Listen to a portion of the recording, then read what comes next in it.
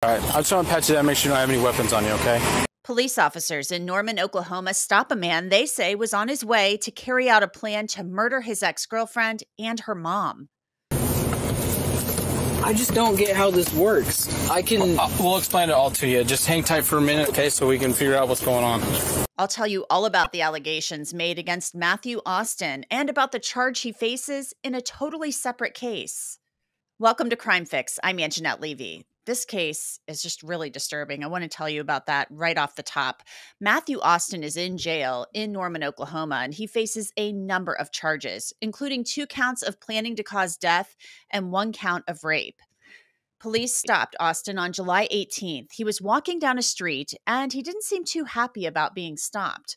Police say they stopped him after receiving a call from someone who said that Austin was actually talking about killing his ex-girlfriend and her mother, and he had plans to do it. I'll tell you more on what police say Austin was planning in just a moment. But first, here's a look at the body camera footage. It's Austin, right? Yeah. All right, I just want to patch you down, make sure you don't have any weapons on you, okay? Where am I going? You're not under arrest right now. He said he's just going to pat you down. Yeah, I know. I'm getting put in handcuffs. Right? For now, yes. How? Well, at least you're going to be in handcuffs for now. Now, at one point during this interaction, police appear to ask Austin whether or not he has a knife. That will become important later. You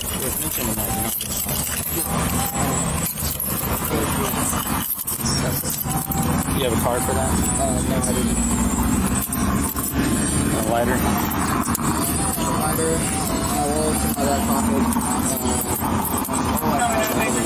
Now, police say they stopped Matthew Austin while he was walking down the street near his ex-girlfriend's house. He was very close. An affidavit says a friend of Austin's called police after he said he was going to kill the ex. Part of it reads, one witness stated that the defendant was at his house talking about how his ex-girlfriend was messing with his life. The witness stated that the defendant went to the Home Depot and bought painter's masks and black latex gloves. The witness said that Austin tried on the mask and the gloves and asked, "How do I look?" The affidavit says the witness claimed that Austin picked up an airsoft gun and asked whether he should actually buy a real gun. The affidavit continues. The witness stated that the defendant then talked about going to his ex-girlfriend's house and killing her and her mom.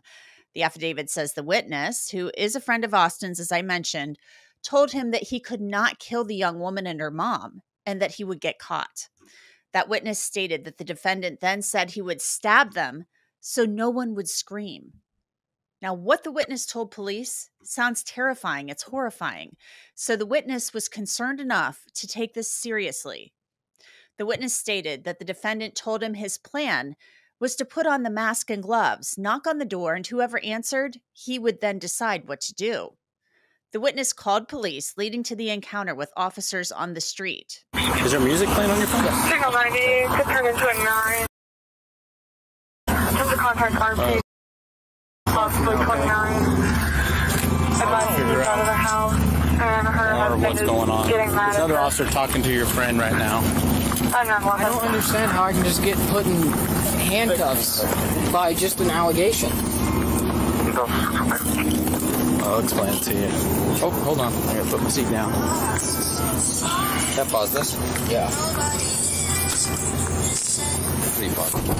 It should be that button. Is he double locked? Yes. Okay. I just don't get how this works. We'll explain it all to you. Just hang tight for a minute, okay, so we can figure out what's going on. Now, that affidavit says that Matthew Austin said that he was guilty of making these threats as he was in the back of the police car on the way to the jail. What's also really disturbing about this case, Matthew Austin is accused of raping a 14-year-old girl earlier that month after meeting her at church. Police in the neighboring jurisdiction of Moore wrote in an affidavit that the victim stated she was 14 years old to Matthew, who advised that he was 16 years old. The victim stated, according to the affidavit, that Matthew visited her residence and forced himself on her and raped her. The affidavit says Matthew advised everything would be fine and not to tell anyone due to their age, and it needed to be a secret. It continues. The victim confronted Matthew about his social media, stating that he was 18 years old in text messages. Matthew advised the victim that it was a typo, showing to be 18. More police say when Matthew Austin was taken into custody for the threats against his ex-girlfriend, he told police that he actually believed the girl was 19. This case is a prime example, Exhibit A really, of why it is so incredibly important to take steps to keep yourself and your kids safe. TruthFinder.com is a website that can help you with that. TruthFinder will help you research the people you meet each and every day. This is how it works. You just put in a person's name and you will get past criminal records, traffic tickets, addresses, and the names of potential relatives. And what's really great about TruthFinder, it will actually give you the addresses of sex offenders who live in your neighborhood. If you want to try TruthFinder, and I think you should, I have a great deal for you. You can get 50% off of confidential background reports. Just log on to www.truthfinder.com/LCCrimeFix. Log on and start accessing information about almost anyone. I spoke with Norman Police Public Information Officer Sarah Shetler about the case and these disturbing allegations.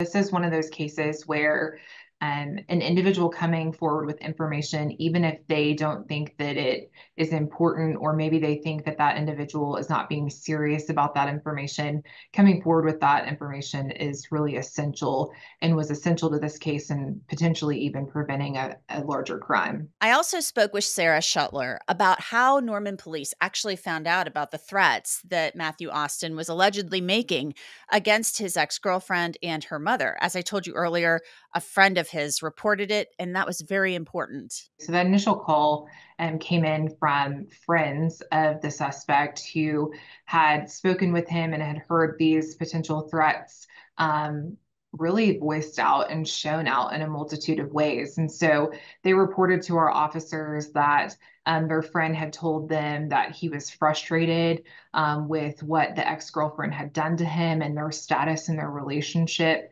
and that he felt like it was negatively impacting his life. And so that's when he started to tell them, maybe this is something that I should do. Maybe I should go and purchase these items and then, kill them. Maybe I should take this to the next level. And he kind of detailed that in a multitude of ways to that friend. And then ultimately went to, a local store, purchased gloves and a mask, and the friend saw those things that he had purchased and he had put them on and was showing them to them. And at that point, that's when they contacted local law enforcement. Our officers actually contacted this individual walking down the street in our jurisdiction with those items in a bag. And officers were able to stop him, begin to communicate with him, and ultimately potentially prevent any further action from occurring. Shetler talked about the importance of people around Matthew Austin calling in to report their concerns. And they did exactly what they should have done in this scenario. A lot of the individuals involved are somewhat young, so 18 years old. And, those individuals told other people around them that were important to them, and they confirmed, like, hey, this is concerning information. And even if it's false or just something that he has thought about or considered, that you should absolutely report that so law enforcement can investigate that further. And as far as what that looks like for us, a lot of that stuff is still part of that ongoing investigation as officers try to, determine exactly, what his intention was at that moment when we did contact him. But there was definitely evidence that he had and considered some of these things leading up to it, just based on what he had discussed with his peers.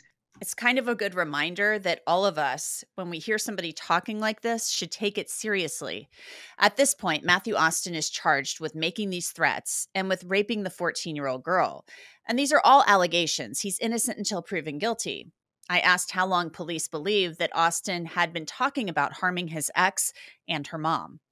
I don't know that we have any indication on that timeline of how long that had been a part of it.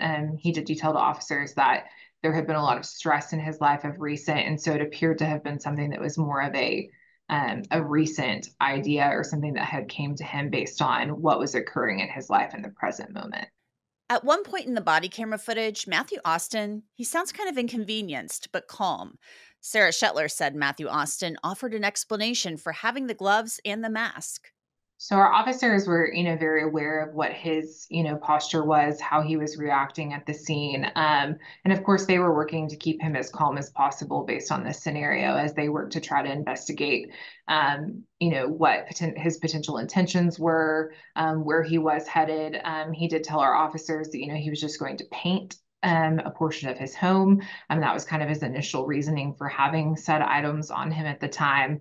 But I mean, he was very cooperative with law enforcement, and I think based on other cases that were occurring with him being contacted by law enforcement recently in regards to another case, I think that's where a lot of that frustration kind of came from and was stemming from, as he felt like law enforcement was very much present and around him all the time, and ultimately, based on what we were able to determine in speaking with him and then getting the additional evidence and information from those reporting parties, we were able to put together that this, is serious. I mean, ultimately, he's going to be held accountable for the threats and things that he had stated he would do. Matthew Austin has not yet entered a plea to the charges. He is due in court this week, and his bail has been set at $400,000.